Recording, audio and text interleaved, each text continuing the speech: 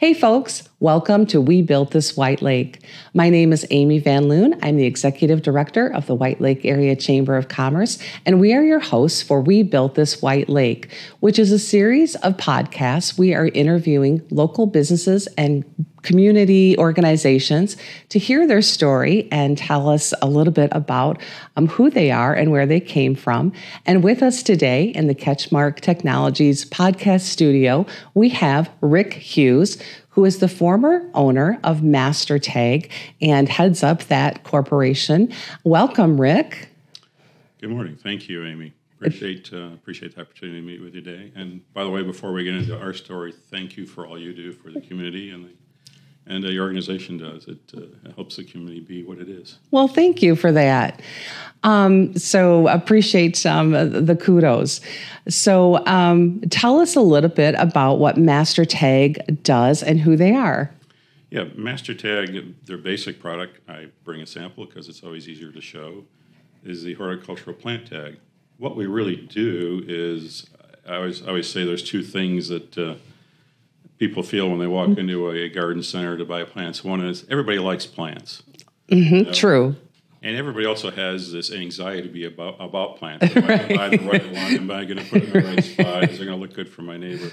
And we're kind of the bridge between the farmer grower who grew it and the consumer who's buying it and is maybe a little bit confused by all those botanical names and Latin names. And that's us. We're there to try to help them make an easy decision and have fun and enjoy plants. Love that.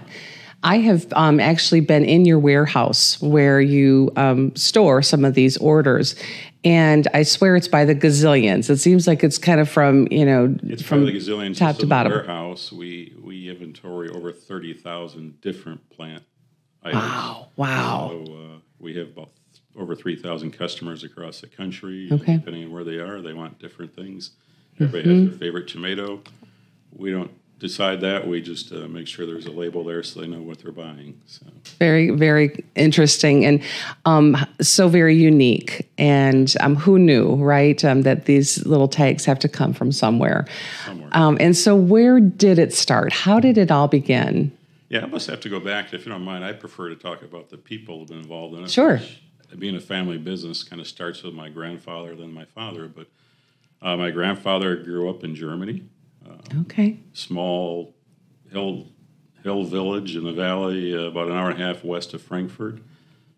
He was thankful to be the second son because the eldest son inherited the little farm, and he didn't really want to be part of the farm once he left there. But he loved machines. He loved what we call tinkering with things and building them, putting them together. He ended up immigrating to the U.S. when he was 19. That was back in 1923. Okay.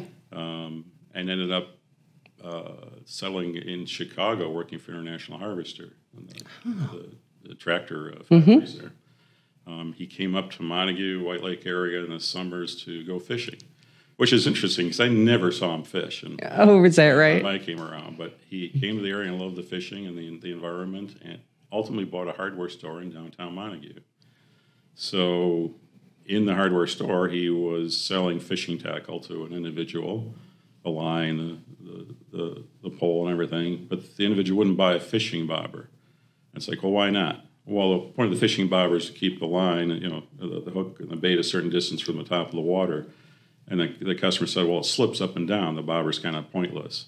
Well, he invented the double hook spring-loaded fishing bobber that everybody still uses today. It really fundamentally hasn't changed in design. Yeah. So in the 1940s, he was kind of a pioneer in plastics and had developed this plastic fishing bobber to do that. That got him into plastics. Okay. And then Harry Weese's from Weese Brothers Plant Farm, which I believe you've interviewed, the family. Harry came by and said, why don't you make me a tag out of plastic instead of wood? Because, a red petunia, pink petunia, a hot pepper, a sweet pepper, they all look alike when they're just little plants and haven't developed. And they would hand write on wood with a grease marker, a Chinese marker, some people call them. Basically, it's a fancy crayon that you peel the paper away from to expose the lead. And I can't write on these very well with a grease pencil and on the wood. And then they rot when I put them in the soil anyway. So my grandfather, being a machinist, not a marketer, said, there can't be a market for that. So and Harry kept insisting. So I always said it was a stubborn Dutchman, a stubborn German. And eventually, because a lot of the family's still in Chicago, he went to Chicago and talked to florists, who were primarily the growers at the time of plants that you would buy. And they said, yeah, we'd buy 1 million of those. So he started to injection mold them one at a time, one tag at a time. It had a matte finish on it, and he called it Easy Write, because you could write on it easily with the grease pencil. That was kind of the first thing, and then it evolved to where people were going, I got 20,000 of these. That's a lot to write on. Can't you figure out how to print them? To him, that's a mechanical challenge, so no problem. He literally built a machine to print these. He found an old stack of ink rolls from an envelope press. He developed an entire mechanism to feed these tags through one at a time and synchronize the printing plate to the tags going by, and now he was printing plant tags. Wow. It was black and white. It got more complicated, and then my father, they wanted picture labels, so it was beyond my grandfather doing. So he encouraged my dad to join the business. He'd become a math teacher, and for a year, then they moved back to Montague, and he taught math in the high school during the day, and at night he tried to figure out how to run this offset printing press. Oh my goodness. Literally with a manual going, this lever does this, and these knobs do that, and wow. It was a slow process. It printed one color at a time. To print a 4-color picture, you needed to print 4 times. It would take us a week between inks to dry on plastic, and there are all kinds of technical challenges that came through, but basically that's what they did for quite some time. I graduated from University of Michigan Business School in December 1977 and joined. There were 4 employees, my father and my grandfather at the time. And my grandfather sold it to me the next year. I think when I was born, that was probably his dream, maybe more than mine. But yeah, he sold it to me and didn't give me the checkbook for another year or two. On paper, I was the owner then. But I just went out in the marketplace and said, tell me about my product. Tell me about my company. Tell me what you think. And we basically came up with a shape we labeled and called MasterTag. That became the company name kind of by default. Yeah. And it just took off from there. It was a very rapid growth when we did that because, again, my grandfather was a machinist, not a marketer. And just going out and talking to people, all of a sudden we doubled sales and increased again the next year. And I was kind of like flooded with how do I handle this growing business? Sure. As a young guy. But out of school, all I did was go work on the machines and learn how to do it, which was a great experience to have the applied, hands-on stuff instead of just the book knowledge. So it's a great combination. It's evolved from there, and it's really a tribute to a lot of the employees we had, particularly that fast growth. All of a sudden, when I came out of school, I could do everything. If I worked 12 hours or 70 hours a week, I could make up for any deficiencies. Sure. Once you start growing, as the owner, you can no longer work hard enough to make you're counting on your people. Yeah. We had some incredible employees over the years. Irma Coleridge was my grandfather's first employee. She was hired when my mother went to labor with me. Oh, wow. It was like she was still there when I got out of college and worked for several years. Okay. She had that great work ethic. Yeah. Just regardless of what was going on with my grandfather or whatever, she could just keep working and make things happen. Later, one of the first people I hired was Bonnie Nordland from sister-in-law to Don Nordland at the pharmacy across the street here. And Bonnie was just incredible. She was, when you're a small business, you have to learn how to do multiple things. Sure. There was just nothing Bonnie wouldn't do. And our first computer system, she literally took the manuals home at night and figured out how to program it and set it up and install our first computer system. It was just like there was nothing Bonnie wouldn't figure out how to do it. Just do it. She just had that kind of attitude. Yeah. You don't want to go through a long list of all the employees we've had. Yeah. Great. And just a lot of them today, they've been there 30 plus years, and a lot have retired there. It's really just the work of the people that have made it go. I've been fortunate to be the name at the top, but it's those folks that have really made it come about. And so over those years, you have literally employed hundreds and hundreds of employees. Yeah, we have about 150 full-time now. Okay. We also, because we're so seasonal, we will add seasonal people during our peak season, and some of those come back every year, which is wonderful. They're just great to have, and it's been good. There's a lot of people. Yeah, and moving parts, and so some of it is seasonal. Then seasonal employment. Okay. Yeah, and we do our best, whether you're seasonal or full time, to to treat you equally. Sure. It's interesting. Back when we started, we early on, it's like, well, you should have a mission statement. You should have all this, and that was kind of like, okay, we had a consultant coming in, excuse me, and we it's like, okay, I got to have one. Well, I'll just throw this together short term, and we'll basically make it better. And there were basically three principles I came up with. One was take care of the customer, because without the customer paying the bills, we don't have any money to pay anybody else. It all starts with the customer. Can you satisfy that customer? That was marketing 101 in college. What does your customer want? How do you meet those needs?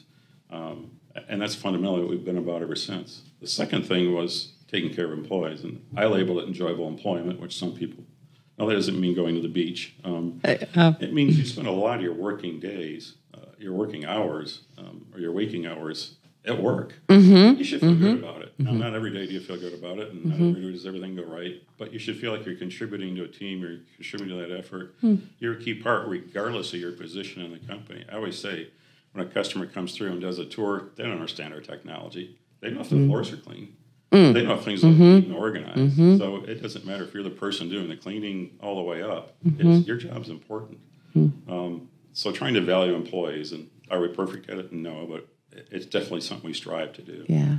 And the third thing is fair and honest profits. You need the profits in order to keep reinvesting and going on. That's probably an area I neglected the most, because I figured if you're taking care of customers, employees, the rest fell into place. But again, it really is taking care of those employees, because everybody can buy a printing press or they can build a building. There's not a lot differentiating that. It's the people you have running it. And that's a reflection, I think, of our community. You don't go into these things knowing it. You were born here and you come back and you go to work at the company that your grandfather started. But then you realize there's a lot of great people here, and just the community. It's a reflection of the community. What's the work ethic? What's their ethics? Do they believe in treating people right? I can't dictate that from the top. I can say, let's do that. It's still up to the people just to have that in them. And that's been just a great asset to be, in this part of Michigan, this part of the county even. So, yeah, it's been really good. With that growth that you've seen over the decades, I'm sure there have been a fair share of hurdles and things to overcome. What are some of those hurdles? Everybody has hurdles in their life. It doesn't matter. We see you on the street, you're smiling. I know you've got personal issues. I don't know what they are, but everybody does. Right? Take a look at my parents. They were met in college. I think they were 19 and 20, got married, had my sister, and trying to support themselves going through school. This goes way back, but they bought a used trailer. We're talking a 1940s grade trailer, not a modern one like you get today with all the features. It was made of masonite, and they took it down the highway, which I-96 didn't exist yet. It was M16, and this is how far back we're going. And they parked it in Fowlerville, where my dad had an uncle who had property there. Didn't have running water. They had to use his outhouse for a bathroom. Wow. They'd go in the house and get a pot of hot water to wash the diapers, because they didn't have Oh, my goodness. Yeah. She'd string them up inside the little trailer, which wasn't as big as this room, is my understanding. Wow. So, you start with those challenges and you try to get through them. And that's true of everything in life and everybody. We've had lots of challenges, and there's been times we've lost our biggest customer. It's gut-wrenching. Or, other things happen. It's just really hard. You just have to persist and work through those. And I guess it wasn't brilliance. It was just maybe that stubbornness I got from my grandfather. You just keep going through it. But yeah, we've had our share, and it's part of owning the business. It looks good from the outside, but internally you're fighting to get through it. Sure. Yeah. And so along with the other side of that are the victories, those accomplishments. What is it that you'd say what's the big feather in your cap? A lot of times it's getting those customers back because they try the other guy and they they don't really deliver, or they don't, the price is good, but there's more to it than just that. That's a plus. I don't want to jump to the end of the story here a little bit. I sold the company 2 years ago. That was a big deal to go through with 3 generations. I grew up in it. That's kind of a little bit of our identity in the community. I was concerned about our customers and concerned about our employees in order to do that. And we went through quite a process. I try to involve the managers in the decision. And we got very fortunate. The company that bought us is Avery, which many people know from the address labels you can get at Staples. Yeah. They're part of a bigger company called CCL. But I was caught in the situation of how many times do you go to the bank, and it's not quite as bad as Las Vegas, but every time you go to the bank, you're signing off everything. You're saying, I'm placing a bet on what I'm going to spend this money on. It's going to be successful and take us to the next level, but it could also put us in such debt that you're kind of hosed and you can lose the company. Sure. But I found myself at getting into my 60s going, okay, this is a different challenge than I've had before, which is I could just feel myself getting more conservative. Do I want to go to the bank and do that again? It's like, not really. I'm at a point where it's a 10-year payback, and I'm going to be really old then. So it was like, okay, it's finally time to think about how else to do this. I remember in my 30s, people would say, "What's your exit strategy?" I went, "I'm going out that door if there's a fire." That's my exit strategy. That's about it. I guess I never had the perception of having to sell this company and buy another one, and I'm just not private equity. I'm not trying to build and flip, and neither did we want a partner that did that when we sold it to it. I was very concerned about the employees, the business, and our customers. That's who built us, and felt an obligation to that. And we were very fortunate. If you look at the statistics, they say 70% of business owners regret their decision a year later. And it's easy. If it's private equity come in, they start slashing people. They start, making changes and they don't really know the business. Like I said, nothing wrong with that business degree, but you got to have a feel and understanding for your employees and your customers before you start just applying those theoretical decisions to things. And oftentimes, if they don't, it goes wrong. This company's great. They're very decentralized, very autonomous. It's up to us to run the business. They don't want to run the business. They know they'll never know as much about the business as we do. Now, they're also very smart business people, and they bring ideas and challenges and questions, but they also bring an awful lot of resource, and not just money. I hope we'll be seeing expansion in the facility shortly, but also technology and just a network of people. They happen to be the world's largest label company, so there's all kinds of resources there if you reach out and take the energy to tap into. Sure. So it's been a really good combination so far. And sometimes 2 years into it, I'm not in the 70% camp at the same time. When I do that, when I pick those people. Yeah. And sometimes those stars have to align just right. You build the company to a place that you want it to be. Then there's a readiness to sell it. Then you find that buyer, and they bring it to that next level through technology and whatever that growth might look like. Yeah. Well, that's awesome.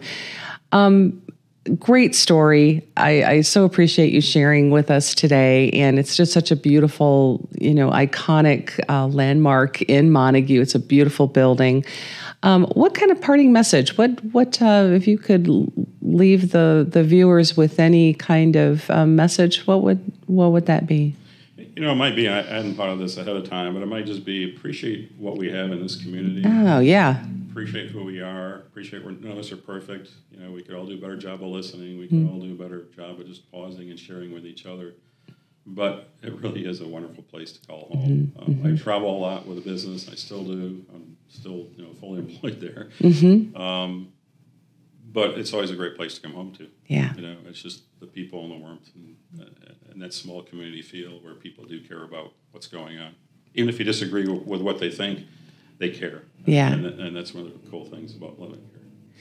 Well, and thank you for what you do, for what MasterTag does. They are contributors in our community. We greatly appreciate that. Very proud of the work that is being done there and where it came from. That's an amazing success story. So thank you for joining us. Thank you to our listeners for tuning in. That concludes this episode of We Built This White Lake. Thanks for joining us. See you next time.